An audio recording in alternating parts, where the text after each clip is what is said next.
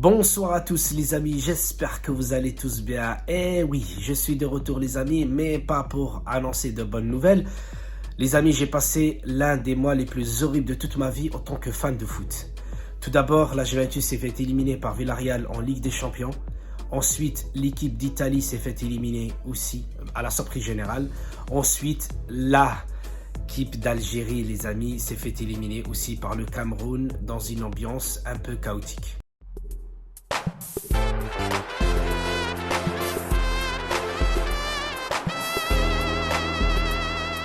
Les amis, nous sommes de retour dans un match, le derby d'Italie entre la Juventus et l'Inter de Milan, où la Juventus devait se rattraper par ses mauvais pas. Chaque match, on fait on joue mal, etc. et tout, mais l'entraîneur continue à nous dire, oui, on continue à jouer, on continue à gratter des points, même si on joue mal, mais il faut aussi savoir, les amis, si tu joues mal, comme avant, avec Allegri et que tu gagnais tes matchs, on pourrait dire ok ça va parce qu'on a une attaque qui marche bien. Sauf que la Juventus de Turin, depuis le départ de Cristiano Ronaldo, même avant, on voit que la Juventus, en attaque, ça combine très mal. Pourquoi je dis ça? Parce que chaque fois qu'on a le ballon, on joue systématiquement en arrière ou bien avec les latéraux, c'est-à-dire on fait que des passes comme ça, tu vois. Ça ne joue pas vertical, ça ne joue pas vertical et ça ne joue pas droit. On ne joue pas droit au but et à chaque fois, on se fait prendre par un adversaire.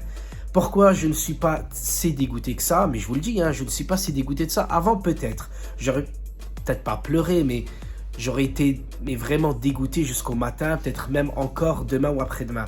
Mais là, je ne suis plus. Les amis, il faut comprendre une chose. La Juventus, il n'y a que la victoire qui compte, on est bien d'accord.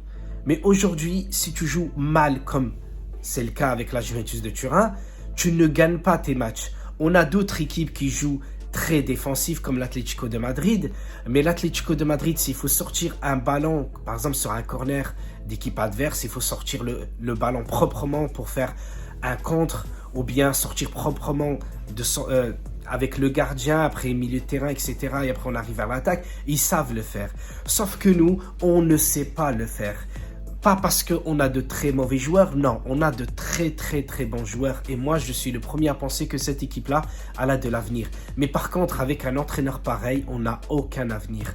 Je vous le dis les amis, on a vu que même Dybala avait du mal à combiner avec ses coéquipiers, alors que le mec, il est à la Juventus depuis 2015, je crois, ou 2014. Vlahovic, il était bon à la Fiorentina, il n'est même pas bon à la Juventus de Turin. Pourquoi? Parce que ça ne joue pas comme lui, il le veut. On a un attaquant qui s'appelle Alvaro Morata, c'est un très bon joueur, mais c'est pas un joueur qui joue seul en attaque. Même Massimiliano Allegri n'arrête pas de le dire. Sauf qu'il le joue à une façon que même le joueur ne peut pas exprimer tout son potentiel. Ensuite, on a récupéré Moise Kean, oui, c'est un jeune joueur de la Juventus, il a brillé à Paris. Mais à Paris, tu joues pas tous les jours Lyon, tu joues pas tous les jours Marseille, tu joues pas tous les jours Lille et Monaco. Tu vois, tu joues des petites équipes. Et avec l'armada offensive qu'ils ont, forcément que ce joueur-là arrive à mieux s'exprimer avec le Paris Saint-Germain qu'avec la Juventus. Ensuite, pourquoi je ne suis pas encore surpris? Parce que la Juventus n'a battu aucun gros cette saison, à part, je dis bien à part Chelsea.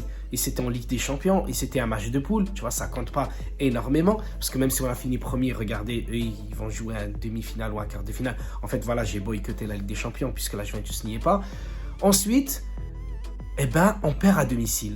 Mais c'est pas une surprise, puisqu'on a perdu face à des équipes encore plus petites que l'Inter de Milan. L'Inter de Milan, ça reste quand même le champion en titre, ça reste quand même un grand club d'Italie, même si on ne l'apprécie pas, il ne nous apprécie pas. Mais les amis, c'est horrible de supporter une équipe avec un jeu aussi dégueulasse. La seule façon de mieux jouer à la Juventus de Turin, on l'a vu avec 3, voire 4 occasions qu'on a eues et elles étaient nettes, on a failli plier l'Inter. Je m'exprime. Chiellini, il relance directement au milieu de terrain. Au milieu de terrain, par exemple, Rabiot, il élimine avec 2 passes, on élimine le milieu de terrain interiste. Après, il y a eu une frappe sur le poteau de Zakaria. Zakaria, c'était pareil. Le ballon, il venait de derrière. Avec 1-2 passes verticales, on arrive à mieux se projeter vers l'attaque et on arrive à mieux créer des occasions. Ensuite, il y a eu des occasions même avec Dybala, même avec Morata aussi dans la surface. Même si, voilà, on ne peut pas tout le temps avoir des occasions et malheureusement, on n'arrive pas à les mettre parce qu'on a mieux joué qu'eux. On a eu, je crois, 22 occasions. Eux, je crois qu'ils en ont eu que 5. On a eu 5 tirs cadrés. Eux, je crois qu'ils en ont eu qu'un seul. Et en plus, c'était le penalty. Après, le penalty, il était juste. Il était justifié. Il y avait penalty. Il y avait un pied de Morata qui écrasait C'était une semelle sur Dumfries, si je ne me trompe pas, ou je ne sais qui. Et bien sûr, oui, il y a penalty. Mais pourquoi ?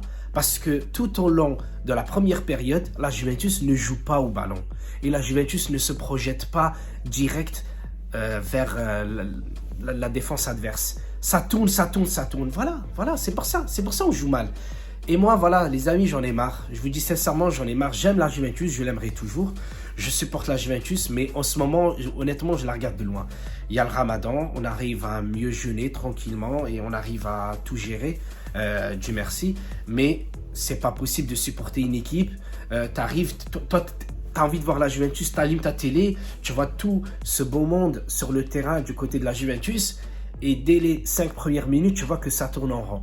On n'attaque pas, on fait tourner le ballon, on revient vers le gardien, on revient vers le défenseur central. Ah, d'ailleurs, Chiellini et De Ligt, ils ont été merveilleux ce soir. Rabiot, il a été aussi très très bon. En fait, toute notre équipe, elle a été bonne. Le seul truc qui était dommage, c'était le penalty. C'est le penalty qui nous a fait perdre le match. Mais voilà, tu peux pas aussi gagner si ton équipe, ton attaque ne joue pas suffisamment ensemble. Et on le voit bien. On le voit bien que la plupart de nos joueurs sont perdus. Cuadrado a fait un excellent match aussi. Honnêtement, j'ai pas blâmé l'équipe, mais moi, l'entraîneur, j'en peux plus, les amis. Franchement, c'est horrible de supporter une équipe comme la Juventus avec un entraîneur pareil. Donc sur ce, les amis, j'espère que vous allez tous bien. Je vous embrasse tous. Fino alla fine, forza Juve. J'espère que j'ai tout dit ou presque. Et bon Ramadan, bon mois de Ramadan à tous, ceux qui jeûnent et ceux qui ne jeûnent pas. Je vous dis, profitez de cette fin de saison horrible de notre vieille dame. Et c'est peut-être l'année la plus triste depuis plus de 11 ans du côté de la Juventus parce qu'on perd beaucoup de matchs aussi à domicile. On gagnera aucun trophée majeur si ce n'est peut-être une Coupe d'Italie et ça, on est sûr de rien puisqu'on joue toujours la défense, je comprends pas. Même un match à domicile contre n'importe quelle équipe, on entame le match en jouant défensif. Je parle de Villarreal aussi. Donc les amis, voilà, je vous embrasse tous, je vous dis à très bientôt. Allez, ciao ciao.